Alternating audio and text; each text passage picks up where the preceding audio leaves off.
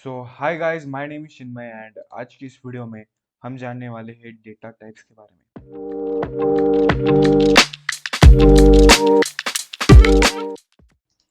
तो देखो, मैं यहाँ पर अपने इस वाले फोल्डर में आ चुका हूँ, अपने कोर्स वाले, और उसमें राइट क्लिक करके मैं ओपन विथ कोड करूँगा यहाँ पर एंड एक नई फाइल बनाऊंगा, डेटा टाइप्स डॉट cpp। और यहाँ पर मैं लिखूंगा hash include iostream using name space std int main and return 0। ठीक है। तो इसके पिछले वाले वीडियो में हमने देखा था वेरिएबल्स के बारे में, है ना। तो वेरिएबल्स एक ऐसे कंटेनर होते हैं, ऐसे एक डब्बे होते हैं जिसमें हम कुछ कुछ वैल्यूज को या फिर डेटा को स्टोर कर सकते हैं। अब यहाँ पर क्वेश्चन ये आ जाता है कि कितने तरीके के डेटास को हम स्टोर कर सकते हैं सी प्लस प्लस लैंग्वेज में। तो चलो जरा उसे देखते हैं। जो सबसे पहला डेटा टाइप होता है वो होता है इंटीजर, और जिसको हम सी प्लस प्लस लैंग्वेज में इंट करके लिखते हैं। तो मान लो उसमें हम जितनी भी इंटीजर वैल्यू है उसको हम उसमें स्टोर कर सकते हैं। दूसरा होता है फ्लोट, है ना। उसमें हम फ्लोटिंग पॉइंट वाले जो नंबर होते हैं या फिर जो फ्रैक्शनल नंबर होते हैं उसको हम स्टोर कर सकते हैं, जैसे 3.14 या फिर जो भी वैल्यूज जिसमें पॉइंट आ जाता है उस नंबर्स में, उसको हम फ्लोट में स्टोर कर दे। उसका और एक टाइप होता है, वो होता है डबल। और डबल में भी हम फ्रैक्शनल नंबर्स को ही स्टोर कर सकते हैं, लेकिन डबल में जो प्रिसीजन होता है वो हाई होता है। यानी कि अगर पॉइंट के बाद आपके नंबर में सपोज बहुत ज़्यादा डिजिट है तो उसको हम डबल में स्टोर कर देंगे, है ना। यानी कि सपोज आपको पाई की वैल्यू स्टोर कर देनी है, मान लो 10 डिजिट तक या फिर 11 डिजिट तक, तो हम उसको डबल में स्टोर कर देंगे। ठीक है। उसके बाद हमारा एक डेटा टाइप होता है स्ट्रिंग करके, और उसमें हम किसी भी वर्ड को या फिर किसी भी सेंटेंस को स्टोर कर देते। तो सपोज मैं यहाँ पर लिख देता हूँ हेलो, है ना। और ये बात यहाँ पर गौर करने वाली है कि जो भी हमारी स्ट्रिंग है, जो भी हमारा वर्ड है या फिर जो भी हमारा सेंटेंस है, उसे हमें इस डबल इन्वर्टेड कॉमा के बीच में हमें उसे लिखना पड़ता है ना। बाय द वे, स्ट्रिंग एक डेटा टाइप नहीं होता, स्ट्रिंग एक क्लास होती है सी प्लस प्लस में। लेकिन जब तक हम क्लास पढ़ते हैं या फिर उतने डीप में जाते हैं, तब तक आप यही समझ लीजिए कि स्ट्रिंग एक डेटा टाइप होता है और उसे हम वर्ड्स को या फिर सेंटेंसेस को स्टोर करने के लिए यूज करते हैं। उसके बाद एक डेटा टाइप होता है बुलियन करके, और उसमें हम बुलियन वैल्यूज को स्टोर कर देते हैं। अब बुलियन वैल्यूज क्या होती है, एक तो ट्रू होती है या फिर एक तो फॉल्स होती है।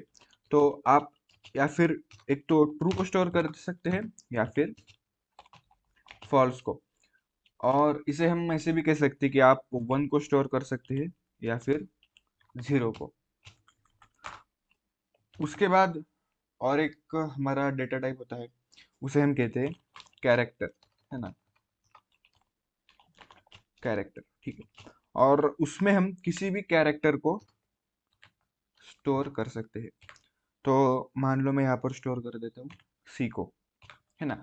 जितने भी हमारे कैरेक्टर्स है अपने कीबोर्ड पे आप देख सकते हैं, तो उसको हम इस कैरेक्टर नाम के वेरिएबल में या फिर जिस वेरिएबल का डेटा टाइप कैरेक्टर है उसमें हम स्टोर कर सकते हैं। ठीक है। तो चलिए एक बार इन सारे डेटा टाइप्स को देखते हैं। यहाँ पर एक बात और गौर करने वाली है, जब हम डेटा टाइप एंड वेरिएबल को डिक्लेयर करते हैं तो उसका सिंटैक्स एक बार देख लेते हैं। तो वो होता है डेटा टाइप, ठीक है, डेटा टाइप, उसके बाद वेरिएबल नेम, उसके बाद इज इक्वल टू का साइन होता है, और उसके बाद वैल्यू होती है। अब ये कंपलसरी नहीं है कि आप वैल्यूज को स्टोर कर दो, ठीक है, उसे भी देख लेते हैं इसी वीडियो में। तो मैंने इसलिए बताया क्योंकि जब हम इन सारे डेटा टाइप्स को देख रहे थे, तब हमने यहाँ पर वेरिएबल का नाम नहीं लिखा था। ठीक है, इंटीजर में तो हमने लिखा था, लेकिन बाकी के डेटा टाइप्स में हमने नहीं लिखा था। इसलिए मैंने ये जो हमारा फॉर्मेट रहता है वेरिएबल्स को डिक्लेयर करने का, वो लिख दिया। चलो इंटीजर से शुरू करते हैं। सपोज मैंने लिख दिया integer a is equal to 34 and इसे प्रिंट कर दिया। तो प्रिंट करने के लिए हम सी आउट को यूज कर देते हैं, है ना। अब इतना तो पता ही चल गया होगा। ठीक है, और इसे रन करके देखते हैं। तो देखो, a की जो वैल्यू थी वो यहाँ पर प्रिंट हो गई है। तो अब कुछ बच्चे कहेंगे कि एक काम कर दो, एक इंटीजर को डिक्लेयर कर दो और उसमें एक फ्रैक्शनल नंबर को स्टोर कर दो, देखते क्या होता है। ठीक है, तो मैं यहाँ पर लिखूंगा int b is equal to 45.49 और अब b को प्रिंट करके देख दे क्या होता है। ठीक है, तो देखो सिर्फ 45 ही आया। देखो हमने b की वैल्यू असाइन की थी 45.49, लेकिन b में कौन सी वैल्यू आ गई? सिर्फ और सिर्फ इंटीजर वैल्यू ही आ गई। उस जो हमारा नंबर था, देखो यहाँ पर ये VS कोड दिखा भी रहा है कि ये जो आपका नंबर है वो एक डबल है, लेकिन जो b की वैल्यू है वो एक इंटीजर है, और उस डबल को C++ का कंपाइलर एक इंटीजर में कन्वर्ट करेगा और सिर्फ 45 ही उसमें स्टोर हो जाएगा। ठीक है, तो मैं यहाँ पर क्या कह रहा था, देखो जब हम ये देख रहे थे वेरिएबल्स को हम कैसे डिक्लेयर करें, उसमें मैं ये कह रहा था कि वैल्यू को लिखने की जरूरत नहीं होती है ना। तो वो भी एक बार देख लेते हैं। तो मैंने यहाँ पर लिखा इंट सी और सेमीकोलन। ठीक है, तो इस तरह से भी हम वेरिएबल को डिक्लेयर कर देते। अब अगर हम सी को प्रिंट कर देंगे तो उसमें एक गार्बेज वैल्यू आ जाएगी, है ना। यानी कि कौन सी भी, मतलब जो कंपाइलर होता है वो उसे खाली नहीं रखता, उसमें एक रैंडम वैल्यू स्टोर कर देता है, तो वो वैल्यू उसमें आ जाएगी। तो अगर हमें सी वेरिएबल में किसी वैल्यू को स्टोर कर देना है तो उसमें हम लिख सकते हैं सी इज इक्वल टू सपोज 120 या फिर 420 लिख देते हैं यार। ठीक है, और उसके बाद हम प्रिंट कर देते हैं। ठीक है, सी आउट सी, और ये जो ऊपर वाले इसे मैं एक बार कमेंट कर देता हूँ। ठीक है, ओके। तो देखो सी की वैल्यू पहले थी 420106, जो भी रैंडम वैल्यू कंपाइलर ने उसमें डाल दी थी। और जब उस हमने सॉरी जब हमने सी में किसी पर्टिकुलर वैल्यू को असाइन कर दिया तो उसमें वो वैल्यू आ गई। और यहाँ पर आप ये बात समझ गए ही होंगे कि हम वेरिएबल्स की वैल्यू को चेंज कर सकते हैं। अगर मैंने यहाँ पर लिख दिया a इज इक्वल टू 20 और उसके बाद लिख दिया, ठीक है, यहाँ पर इंटीजर लिखना पड़ेगा क्योंकि ऊपर हमने कमेंट कर दिया। तो integer a is equal to 30 या फिर 20 ले लेते, और उसके बाद मैंने लिख दिया a इज इक्वल टू 56। तो अब a की वैल्यू जो है वो 56 हो जाएगी, वो अपडेट हो जाएगी।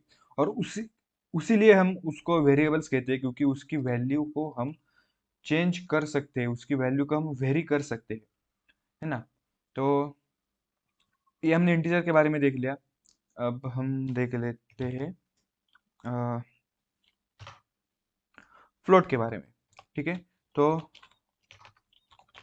Float a is equal to मान लो 3.14। ठीक है, और सी आउट कर दूंगा मैं a को, यानी कि प्रिंट कर दूंगा। तो नो सरप्राइजेस, a की वैल्यू जो है वो 34 यहाँ पर हो जाएगी। ठीक है, तो आप लोग अब कहेंगे कि एक फ्लोट को डिक्लेयर कर दो और उसमें एक इंटीजर वैल्यू को स्टोर कर दो। तो ठीक है, एक बार करके देख लेते हैं। Float suppose value is equal to मान लो 314 को हमने स्टोर कर दिया और उसको, यानी कि वैल्यू को प्रिंट कर दिया। तो आप यहाँ पर सोच रहे होंगे कि अब हम हर एक प्रिंट के बाद, यानी कि हर एक सी आउट के बाद यहाँ पर लास्ट में एंडल क्यों लगा रहे हैं, है ना। तो अगर हम इस एंडल को नहीं लगाएंगे, तो देखो मैं यहाँ पर एंडल को हटा देता हूँ। तो अगर हम एंडल को नहीं लगाएंगे तो जो न्यू लाइन होती है वो हमारे टर्मिनल में ऐड नहीं होगी। तो देखो जो भी वैल्यू है वो एकदम ऐसे चिपक के आई है ना। यहाँ पर एक नई लाइन ऐड नहीं हुई है, जैसे पिछले वाले इसमें ऐड हुई थी, देखो यहाँ पर। तो यहाँ पर वो न्यू लाइन ऐड नहीं हुई है। तो एंडल जो है वो एक न्यू लाइन ऐड कर देता है ना। तो अगर मैं यहाँ पर लिखूँ एंडल यानी कि एंड लाइन, और उसे रन कर देता हूँ, तो देखो यह इस वैल्यू को प्रिंट करने के बाद उसने एक नई लाइन को प्रिंट कर दिया, है ना। तो ठीक है, अब इसको देख देते। फ्लोट में हमने एक इंटीजर को स्टोर कर दिया, और देखो यहाँ पर VS कोड एक अच्छे बच्चे की तरह बता भी दे रहा है कि ये जो वैल्यू है वो एक इंटीजर है, और उसे अगर हम प्रिंट करेंगे तो उसकी वैल्यू ही इंटीजर ही आ जाएगी। बाय द वे, बैकएंड में क्या होता है कि हमारा कंपाइलर जो है वो इंटीजर वैल्यू को ऐसे स्टोर कर देता है ना। उसके बाद एक पॉइंट लगा देता है और फिर उसको 0 0 करके स्टोर कर देता है। ठीक है, तो यही फ्लोट के बारे में। उसके बाद जो हमारा डेटा टाइप है वो है डबल, है ना। और मान लो double pi value is equal to, और मैं यहाँ पर क्रोम पे आऊँगा हमारे। ठीक है, क्रोम कहाँ पर है, यहाँ पर। और यहाँ पर सर्च करूँगा pi value up to let's से 10 डिजिट। और अच्छा, ये कोई पाई की वैल्यू मिल जाए यार। ठीक है, ये देखो। तो इसको मैं कंट्रोल C करूँगा और यहाँ पर आके उसे पेस्ट कर दूंगा और सेमी कोलन लगा दूंगा। और सॉरी, यहाँ पर स्पेस नहीं ऐड करना चाहिए, उसको प्रिंट कर देता हूँ। सो पाई वैल्यू,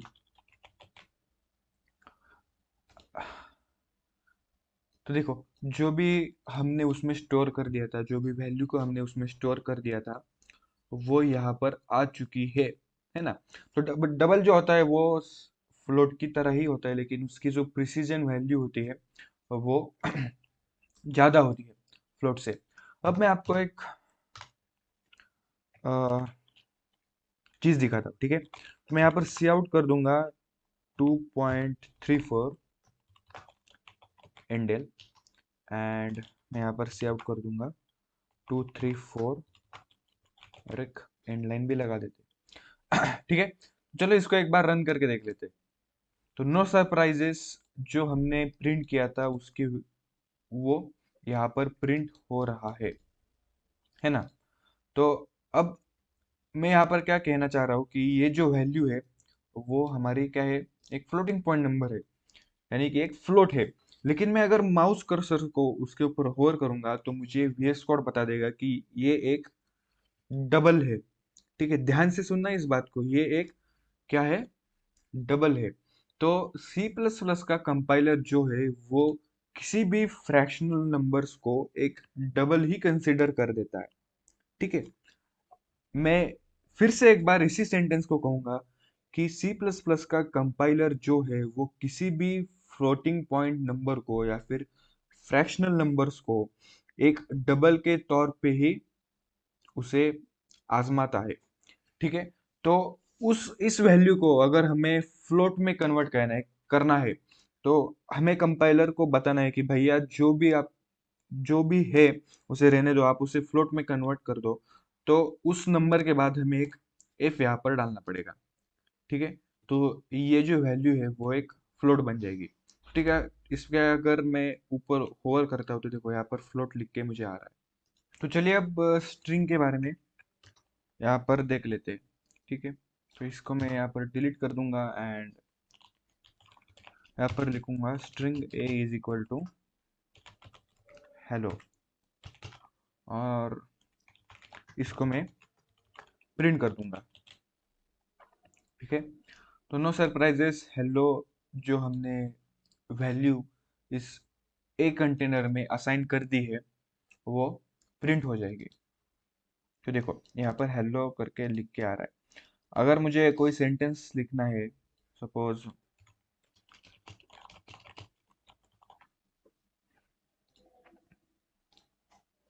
तो वो भी यहाँ पर प्रिंट हो जाएगी। ठीक है।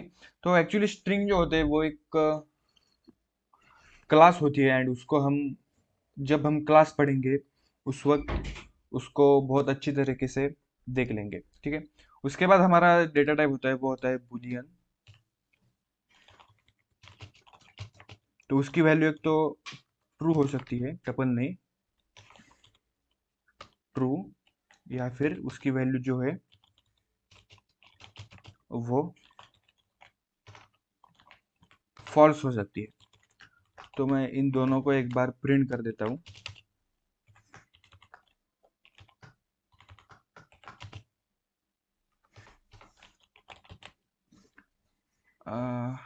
क्या प्रॉब्लम है? हाँ, ठीक है। देखो, 1 एंड 0। अब जो सी प्लस प्लस है वो ट्रू को 1 कंसिडर करता है एंड 0 को फॉल्स कंसिडर करता है। ठीक है। तो यहाँ पर ट्रू एंड फॉल्स की जगह पर मैं 1 एंड 0 को भी लिख सकता हूँ। ठीक है।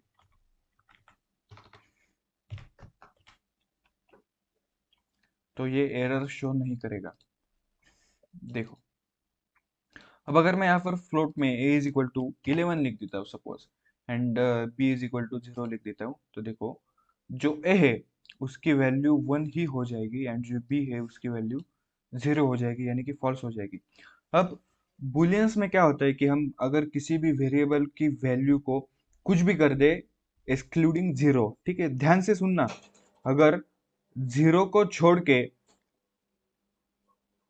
अगर 0 को छोड़ के उस बुलियन की वैल्यू कुछ भी हो जाए तो उसकी एक्चुअल वैल्यू 1 ही हो जाती है। ठीक है। तो अगर मैं सपोज यहाँ पर लिख देता हूँ -11, ठीक है, -11, तो सी प्लस प्लस का कंपाइलर उसे 1 ही कंसिडर कर देगा। ठीक है। देखो यहाँ पर 1 ही प्रिंट हो गया। और उसके बाद हमारा जो लास्ट वाला डेटा टाइप है वो है कैरेक्टर, उसे भी एक बार देख लेते हैं। तो मैं यहाँ पर लिख देता हूँ सपोज कैरेक्टर सी या फिर CH is equal to Z. ठीक है। और उसको मैं प्रिंट कर देता हूँ CH, और उसको मैं रन कर देता हूँ। ठीक है। तो यहाँ पर नो सरप्राइजेस जेड प्रिंट हो गया है। अब कैरेक्टर में हम यहाँ पर सिर्फ और सिर्फ सिंगल कोट को यूज कर सकते हैं।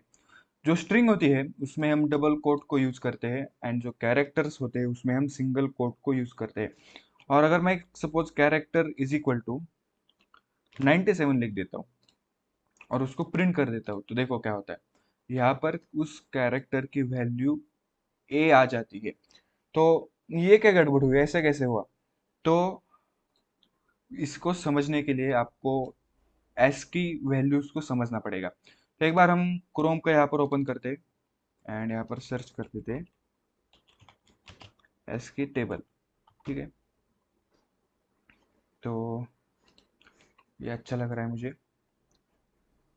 तो देखो, अब एक्चुअली क्या होता है, जब मेमोरी में किसी भी वैल्यू को स्टोर हम करते हैं तो वो जीरोस में एंड वंस में स्टोर होती है। तो अब कैरेक्टर को हम स्टोर करते हैं तो उसको हम एक नंबर के फॉर्म में स्टोर करते हैं। तो देखो मैंने यहाँ पर 97 टाइप कर दिया था और 97 की जो कैरेक्टर वैल्यू है वो यहाँ पर है। मतलब इसको एक एसकी कहते हैं, यानी कि American standard code for information interchange, and character code भी इसे हम कह सकते हैं।